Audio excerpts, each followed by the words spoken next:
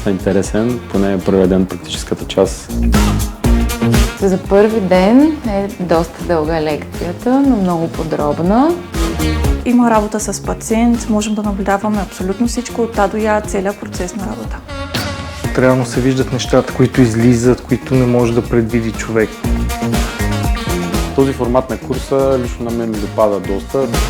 Научих доста нови неща. Много досега никъде не казани неща.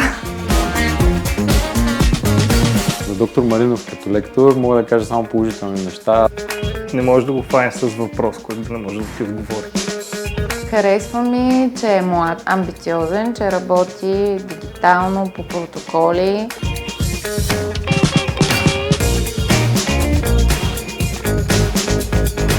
Бих казала, че е чудесен лектор.